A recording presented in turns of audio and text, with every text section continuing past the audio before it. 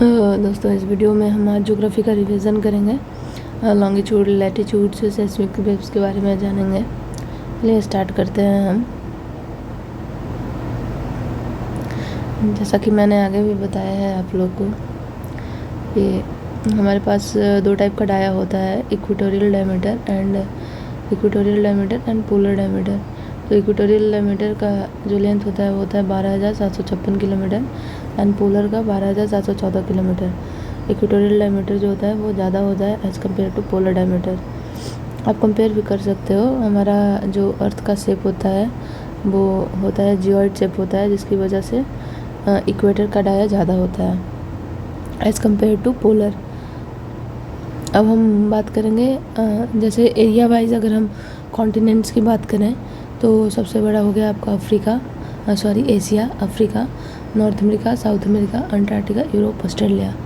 ठीक है। अब पॉपुलेशन वाइज देखोगे तो Asia, Africa, Europe, north America, south America, Australia, Antarctica. अभी यहाँ पे कुछ है टर्म्स जो आगे यूज़ होगा। हम चलते हैं लैटिट्यूड्स एंड लॉन्गिट्यूड्स पे। लैटिट्यूड्स है कि angle from the centre of the earth towards north और साउथ डायरेक्शन। लैटिट्यूड्स जो पैरेलल टू द इक्वेटर है, और लॉन्गिट्यूड जो पैरेलल टू नहीं लेकिन नॉर्थ और साउथ पोल को कनेक्ट करता है, वो लॉन्गिट्यूड जिसे बोलते हैं। आप मैं पहले बताई हूँ डिटेल में, आप जा सकते हो वहाँ से देख सकते हो। 24 आवर में 360 डिग्री लॉन्गिट्यूड हम कवर करते हैं। उस हिसाब से आपका एक लॉन्गिट्यूड में 4 मिनट में कवर कर लेगा। एक लॉन्गिट्यूड टेक्स टाइम 4 मिनट। तो कुछ कैलकुलेशंस भी आप देख सकते हो यहाँ पे। जैसे 0 डिग्री पे 12 नून है तो 30 डिग्री ईस्ट मूव करने में मेरे को कितना टाइम लगेगा। तो 30 डिग्री ईस्ट मूव करने में यानी कि 30 डिग्री लॉन्गिट्यूड आप चला। ठीक है। तो आप यहाँ पे देखो 15 डिग्री लॉन्गिट्यूड के लिए 1 घंटा ले रहा है। 15 डिग्री के लिए 1 घंटा ले रहा है तो मेरे को 30 डिग्री अगर करना है तो यानी कि 2 घंटा तो 12 है। और जो याद रखना कि जब भी हम इधर जाते हैं, इस साइड जाते हैं तो ऐड करते हैं, वेस्ट साइड जाते हैं तो सब्ट्रैक्ट करते हैं। तो 12 नून में 2 घंटा ऐड करेंगे तो 2 PM हो गया। एक और देख लो आप, देखिए देख लो। जैसे देखो 15 डिग्री ईस्ट में 12 नून है। ठीक है। तो 15 डिग्री वेस्ट में कितना होगा, यानी कि 15 डिग्री ईस्ट यहाँ पे मेरा 12 बज रहा है तो 15 डिग्री वेस्ट यहाँ पे कितना बजेगा। तो ये मेरे को कितना चलना पड़ेगा, देखो इधर 15 डिग्री, इधर 15 डिग्री, यानी कि 30 मेरे को चलना पड़ेगा। और मैं चल कहाँ से रही हूँ, जैसे ये है मेरा, तो मैं तो इस साइड जा रहा है ना, तो इस साइड जा रहे हैं तो मेरा माइनस होगा जितना भी टाइम है। तो इस साइड जा रहे हैं तो आपका 30 डिग्री यानी कि 2 घंटा। ये याद रखो कि 15 डिग्री लॉन्गिट्यूड में 1 घंटा चलता है तो 30 डिग्री चलने में अपने को लगेगा 2 घंटा। ठीक है। तो 2 घंटा चलने में लगेगा तो 12 माइनस 2 यानी कि 10 बजे। ठीक है। 1 घंटा में 15 डिग्री तो 2 घंटा में हो गया आपका 30 डिग्री। ऐसे ही कुछ कैलकुलेशंस हैं। अब हम ये बात करेंगे रिवोल्यूशन और रोटेशन का। तो देखो रिवोल्यूशन हमारा जैसे 365 दिन 5 घंटा 48 मिनट लगता है। रोटेशन लगभग 24 घंटा में रोटेशन होता है, लेकिन अप्रोक्सीमेट 23 घंटा 56 मिनट 4 सेकंड लगता है। तो याद रखना रिवोल्यूशन से जो है वो हमारा सीजन वेरिएशन होता है। रिवोल्यूशन जैसे सन के अराउंड बोलते हैं कि अर्थ रिवॉल्व करता है। ठीक है। तो उसे हमारा सीजन वेरिएशन होता है। और रोटेशन जो होता है अपने ही एक्सिस पे रोटेट करना, तो उसे डे एंड नाइट में चेंजेज होते हैं। रिवोल्यूशन से सीजन वेरिएशन एंड रोटेशन से डे एंड नाइट में चेंज होगा। ठीक है। अगर कुछ ऐसे मैं सॉलिस्टिक्स की बात करूँ, जैसे देखो कब हमारा अर्थ किस पोजीशन पे है, जैसे ट्रॉपिक ऑफ कैंसर हो गया, इक्वेटर हो गया, ट्रॉपिक ऑफ कैप्रिकॉर्न हो गया, तो ऐसा ऑब्जर्व किया गया है। जैसे 21 जून में अर्थ हमारा ट्रॉपिक ऑफ कैंसर पे है। उसके बाद 23 सितंबर, कुछ इंपॉर्टेंट डेट्स लिए हुए हैं। 23 सितंबर में आपका इक्वेटर पे आ गया, 22 दिसंबर में आपका ट्रॉपिक ऑफ कैप्रिकॉर्न पे आ गया, फिर वापस 21 मार्च में इक्वेटर पे आ गया। ठीक है। आप ऐसे कुछ याद रख सकते हो। 21 जून में ट्रॉपिक ऑफ कैंसर पे है, 21 जून में ट्रॉपिक ऑफ कैंसर पे है, 23 सितंबर में इक्वेटर पे है, 22 दिसंबर में ट्रॉपिक ऑफ कैप्रिकॉर्न पे है, 21 मार्च में इक्वेटर पे है। ठीक है। तो इस टाइम पे हम देखेंगे जैसे ट्रॉपिक ऑफ कैंसर पे रहेगा तो हमारे यहाँ यानी कि नॉर्थ पोल, सीज़न नॉर्थ और साउथ लिखा हुआ है, तो नॉर्थ साइड तो हमारा क्या होगा, नॉर्दर्न हेमिस्फीयर में समर होगा। जब इक्वेटर पे रहेगा तो हमारे यहाँ ऑटम होगा, कैप्रिकॉर्न पे रहेगा तो हमारे यहाँ विंटर हो जाएगा। ठीक है। सदर्न हेमिस्फीयर में समर रहेगा। और 21 मार्च जैसा कि हमने देखा कि इक्वेटर पे है 21 मार्च, तो उस टाइम पे हमारे यहाँ स्प्रिंग रहेगा। तो ये कुछ इंपॉर्टेंट डेट्स हैं, आप इसको याद रखना। सोर्सेज की अगर बात करें तो हमारे पास दो टाइप की सोर्सेज होती हैं, डायरेक्ट एंड इनडायरेक्ट।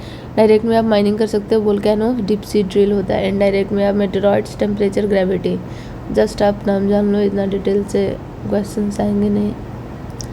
अभी देखो हम देखेंगे अर्थ्स पार्ट के बारे में, अर्थ्स इंटीरियर के बारे में, ठीक है। तो क्रस्ट, मेंटल, कोर। कोर में आपका सॉलिड लिक्विड दोनों है। आउटर कोर आपका लिक्विड रहता है, इनर कोर आपका सॉलिड रहता है, ठीक है। तो अब मैं अगर क्रस्ट की बात करूँ तो क्रस्ट में हमारे दो चीज़ होते हैं, एक होता है कॉन्टिनेंटल क्रस्ट, एक होता है ओशियनिक क्रस्ट। कॉन्टिनेंटल क्रस्ट जो होता है वो सिलिका एल्यूमिनियम का बना रहता है, ओशियनिक क्रस्ट सिलिका मैग्नीशिया का बना रहता है। आपका मेंटल हो गया सिलिका मैग्नीशिया, और कोर तो आपका निकल और फेरस, निकल और आयरन का बना रहेगा, ठीक है। तो क्रस्ट, मेंटल, कोर, ये आप याद रखो। अप्रॉक्स देखोगे डाया तो 35 किलोमीटर क्रस्ट हो गया आपका, फिर आपका 35 से 2900 किलोमीटर मेंटल, 2900 से 6317 किलोमीटर आपका कोर हो गया। एक चीज़ और है कि कहाँ पे कितना रेशियो में पाया जाता है, ये सब आपका कितना परसेंटेज है ऑक्सीजन का, सिलिका का, मैग्नीशिया का, तो हम देख लेते हैं। जैसे हम होल अर्थ में बात करें तो पूरे अर्थ में हमारा आयरन सबसे ज़्यादा है, आयरन, ऑक्सीजन, सिलिका, मैग्नीशिया, निकल। और अर्थ क्रस्ट की बात करें, सिर्फ क्रस्ट, ठीक है। क्रस्ट में आपका इनर क्रस्ट और आउटर क्रस्ट दोनों हो गया। Outer crust liquid, inner crust solid.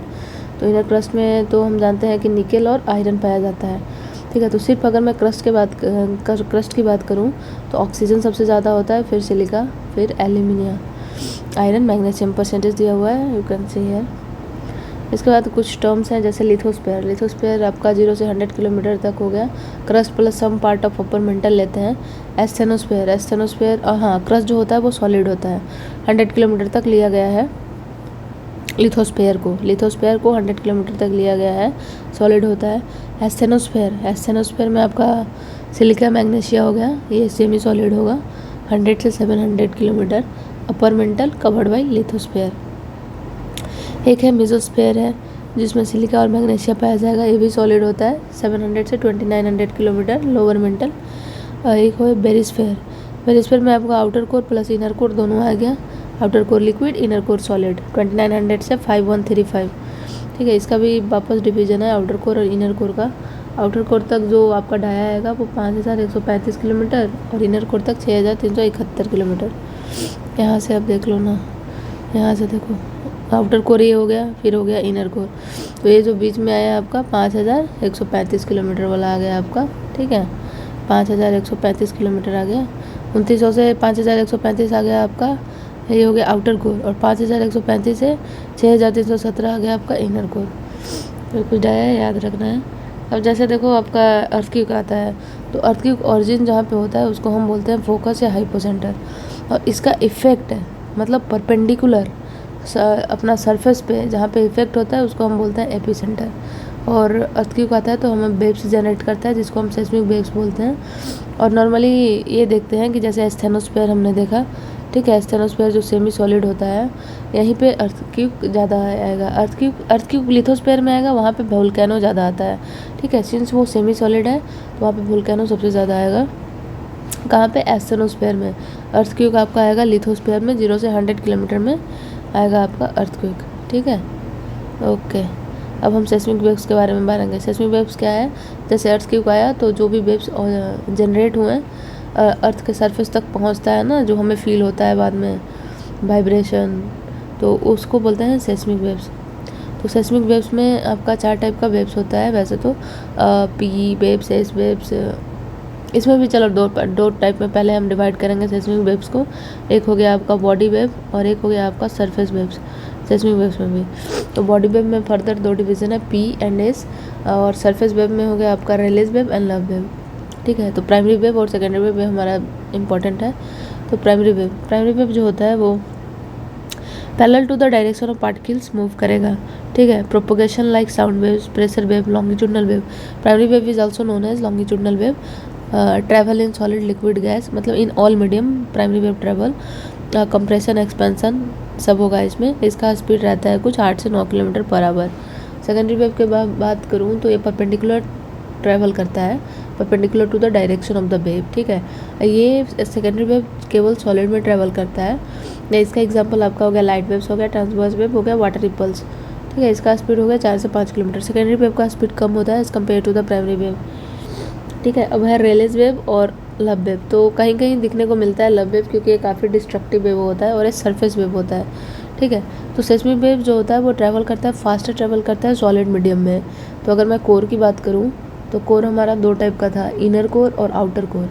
तो आउटर कोर हमने देखा था कि लिक्विड था, इनर कोर हमने देखा था कि सॉलिड था। तो सेस्मिक वेव्स ज़्यादा ट्रैवल कहाँ करेगा, ज़्यादा स्पीड से ट्रैवल कहाँ करेगा, तो देखो आप, तो सेस्मिक वेव्स आपका सॉलिड मीडियम में ज़्यादा ट्रैवल करेगा as compare to liquid medium. तो एक पॉइंट और है कि रेयर से डेंसर मीडियम जब जाते हैं तो स्पीड बढ़ जाता है, ठीक है। तो लब वेव जो हो गया आपका डिस्ट्रक्टिव वेव हो गया, ट्रैवल ऑन सरफेस, ओके। इसके बाद कुछ छोटे छोटे टर्म्स हैं एज अर्थक्वेक से रिलेटेड, जैसा रिचर स्केल जिसमें मैग्नीट्यूड ऑफ अर्थक्वेक मेजर करते हैं, इसका 0 से 10 तक ग्रेड होता है रिचर स्केल पे। और मर्कली स्केल होता है जिसमें हम इंटेंसिटी ऑफ अर्थक्वेक मेजर करते हैं, 1 to 12 में रेटिंग देते हैं उसको। सिस्मोग्राफ जैसे device use to measure the seismic waves. Rare से डेंसर जाते हैं तो सेस्मिक वेव्स का स्पीड बढ़ जाता है। सॉलिड में सेस्मिक वेव का स्पीड ज़्यादा रहता है एज़ कम्पेयर टू लिक्विड। कुछ पॉइंट्स याद रखो आप। अब हम बात करेंगे प्राइमरी वेव और सेकेंडरी वेव के बारे में, ठीक है। तो प्राइमरी वेव जैसा कि देखो मैंने बताया था ऊपर, प्राइमरी वेव और सेकेंडरी वेव ये अपना इंपॉर्टेंट भी है। प्राइमरी वेव जो है वो तीनों मीडियम से ट्रैवल करता है, सेकेंडरी वेव सिर्फ सॉलिड से ट्रैवल करता है, बस इसको याद रखना है आपको। जैसे देखो ये पूरा आपका हो गया अर्थ इंटीरियर, ठीक है, क्रस्ट हो गया, मेंटल हो गया, कोर हो गया, ठीक है। तो जब भी प्राइमरी वेव आएगा क्रस्ट से निकल जाएगा, मेंटल से निकल जाएगा कोर। कोर में जब आएगा तो कोर में देखो आपका इंटरनल कोर जो है, इनर कोर जो है वो आपका क्या है, इनर कोर जो है वो आपका सॉलिड है, आउटर कोर जो है वो लिक्विड है, ठीक है। तो ये हर जगह से डाइवर्ट्स होगा, ठीक है, डेविएट्स हो जाएगा। मतलब प्राइमरी वेव जो होगा वो कोर में भी डेविएट कर जाएगा। इसका स्पीड जो होगा वो सबसे ज़्यादा होगा इनर कोर में होगा, इनर कोर में, क्योंकि वहाँ पे सॉलिड है। तो इसका कुछ यूं डायग्राम बनता है। और शैडो जोन क्रिएट होता है 105 से 140 डिग्री तक इसका शैडो जोन क्रिएट होता है। लेकिन अगर हम बात करें सेकेंडरी जोन का, जैसे कि अर्थक्वेक आया मेरा इधर, अर्थक्वेक आने के बाद ये हमने देखा कोर जो लिक्विड है, लिक्विड की वजह से कोर से नहीं क्रॉस कर पाता है।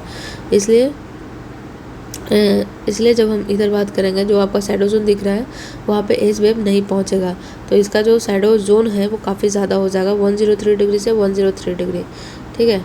देखो सेस्मिक वेव जो है वो अर्थ इंटीरियर में डेविएट्स करता है, डिनोट्स करता है कि अर्थ हैव डिफरेंट लेयर। हमने देखा ना अर्थ हैव डिफरेंट लेयर, इसका प्रूफ कहाँ से आया, तो सेस्मिक वेव्स एक वन ऑफ द मोस्ट बोला गया है कि वैलिड है, क्योंकि यहाँ पे अर्थक्वेक आया है तो हर जगह अलग अलग तरीके से डेविएट्स कर रहा है, क्योंकि हर का डेंसिटी अलग है, हर लेयर का डेंसिटी अलग है, इसलिए अर्थ इंटीरियर में अलग अलग डिफरेंट लेयर्स में पता चल रहा है हमको कि अर्थ का 2-3 लेयर है। ये हमें सेस्मिक वेव से पता चल रहा है। दूसरा है एस वेव। एस वेव जो है सेकेंडरी वेव, यानी जो आउटर कोर में हो जा रहा है, बंद हो जा रहा है, क्योंकि वहाँ पे लिक्विड है तो वो शैडो जोन वहाँ पे बना दे रहा है। प्राइमरी वेव डेविएट्स करता है आउटर कोर में, ठीक है, मतलब कि लिक्विड में भी वो डेविएट्स कर रहा है और वहाँ पे शैडो जोन बना रहा है 103 से 142 डिग्री। तो शैडो जोन हमने देखा कि सेकेंडरी वेव का ज़्यादा होता है as compare to the primary wave, ठीक है। उसके बाद हम एक छोटा सा टॉपिक है ये डिसकंटिन्यूटी। जैसे देखो क्रस्ट और मेंटल के बीच में जो डिसकंटिन्यूटी है, क्योंकि यहाँ पे लेयर का चेंज हो रहा है, तो क्रस्ट और मेंटल के बीच का जो डिसकंटिन्यूटी है उसको मोहो बोलेंगे, मेंटल और कोर वाला गुटेनबर्ग बोलेंगे। तो क्रस्ट में यहाँ का इनर आउटर क्रस्ट हो गया, यानी कॉन्टिनेंटल क्रस्ट हमने देखा, और हमने एक देखा ओशियनिक क्रस्ट, तो वहाँ पे हो गया कोनार डिसकंटिन्यूटी। मोहो में भी आपका एक और टाइप का है, मोहो और गुटेनबर्ग, यानी कि मेंटल डिसकंटिन्यूटी में एक है रिपीटेड डिसकंटिन्यूटी। कोर में आपका इनर कोर आउटर कोर के बीच में है लेहमान डिसकंटिन्यूटी, ठीक है। तो ये डिसकंटिन्यूटी भी याद रखना है। बोलता है S wave not travel through Gutenberg discontinuity. तो गुटेनबर्ग डिसकंटिन्यूटी है आपका मेंटल और कोर में, यानी कि आउटर कोर में। तो एस वेव कैसे ही कोर में ट्रैवल करेगा, आउटर कोर में नहीं ट्रैवल करेगा क्योंकि ये लिक्विड है। और प्राइमरी वेव का स्पीड ज़्यादा होगा लेहमान डिसकंटिन्यूटी यानी कि इनर कोर जो है वो सॉलिड है, ठीक है, तो वहाँ पे आपका स्पीड ज़्यादा होगा। इसके बाद देखेंगे कि ये है आपका प्लेट टेक्टोनिक्स, ठीक है। तो इसमें भी 2-3 टाइप का होता है प्लेट टेक्टोनिक्स, यानी कि डाइवर्जेंस कन्वर्जेंस 2 टाइप का हुआ आपका।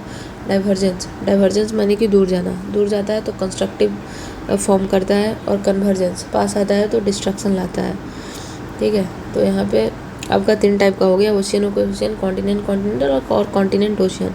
तो इस पे एक है, आप ऐसे देख सकते हो कि कब कब वोल्केनो आएगा, अर्थक्वेक आएगा, ट्रेंच बनेगा, फोल्डिंग होगा, ठीक है। तो कॉन्टिनेंट ओशियन जब होगा, ये देखो आप ये डायग्राम देखो ओशियनिक और कॉन्टिनेंटल है। तो ओशियन और कॉन्टिनेंट, तो जिसका डेंसिटी कम रहेगा वो अंदर जाएगा, यानी कि सबडक्ट होगा। तो ओशियन और कॉन्टिनेंट में जब कन्वर्जेंस होता है तो ओशियन अंदर गया है, कॉन्टिनेंट ऊपर चला जाएगा, जियोसिंक्लाइन, यानी कि अगर कुछ रेसिडुअल रहेगा वो फॉर्म होगा, ठीक है। वहाँ से वोल्केनो निकलेगा, फोल्ड माउंटेन बनेगा, अर्थक्वेक होगा। फोल्ड माउंटेन यानी कि जो ये डिपॉजिट हुआ है यहाँ पे जियोसिंक्लाइन है, वहाँ से आपका ओल्ड रॉक अगर है तो फोल्ड माउंटेन बन जाता है। ओशियन है तो एक कोई नीचे जाएगा जिसका डेंसिटी कम है, कोई ऊपर रहेगा जिसका डेंसिटी ज़्यादा है, यानी कि सबडक्शन होगा। कॉन्टिनेंटल जब मिलते हैं, कन्वर्ज करते हैं, तो कॉन्टिनेंटल जिसका डेंसिटी कम है वो नीचे जाएगा और वहाँ पे प्लेटू या फोल्ड माउंटेन का फॉर्मेशन होता है। वहाँ पे कॉन्टिनेंटल में वोल्केनो नहीं है, याद रखना, वोल्केनो वहीं पे फॉर्म होगा जहाँ पे ओशियनिक प्लेट हो, ठीक है। तो ये याद रखना ना कन्वर्जन प्लेट का। देखो जैसे कॉन्टिनेंटल ओशियन है तो वोल्केनो फॉर्म होगा, जहाँ पे भी ओशियन मिलेगा वहाँ पे आपको वोल्केनो टिक कर देना है। ओशियनिक में फोल्डिंग नहीं होगा। फोल्डिंग के लिए याद रखना कि एक प्लेट कॉन्टिनेंटल होना ज़रूरी है, ठीक है। जब कॉन्टिनेंटल रहेगा तो वोल्केनो नहीं होगा। कॉन्टिनेंटल ओशियन में वोल्केनो होगा, अर्थक्वेक, ट्रेंच, फोल्डिंग। ओशियनिक में वोल्केनो, अर्थक्वेक, ट्रेंच, फोल्डिंग नहीं होगा। कॉन्टिनेंटल में वोल्केनो नहीं होगा, ट्रेंच नहीं होगा, अर्थक्वेक होगा, फोल्डिंग होगा, ठीक है। अब इसी तरह से डाइवर्जेंट है। डाइवर्जेंट में भी कॉन्टिनेंटल, ओशियनिक। डाइवर्जेंट यानी कि दूर जा रहा है, तो डाइवर्जेंट में हमेशा ब्लॉक माउंटेन फॉर्म होता है, ठीक है। दूर जाना होता है तो ब्लॉक माउंटेन फॉर्म होता है, रिफ्ट वैली, लेक, अर्थक्वेक। उसके बाद एक ट्रांसफॉर्म होता है। ट्रांसफॉर्म में कुछ नहीं, नॉर्मल जो स्लाइडिंग बोलते हैं वो होता है। इसमें अर्थक्वेक होगा, इसमें वोल्केनो नहीं होगा। ओशियन कंटिन्यू बहुत हो सकता है, ये परपेंडिकुलर टू डाइवर्जेंस होता है, ठीक है, परपेंडिकुलर टू मिड ओशियनिक रीज, जिसका एग्जाम्पल है ट्रांसफॉर्म का, ठीक है। आज के लिए यहीं तक, थैंक यू।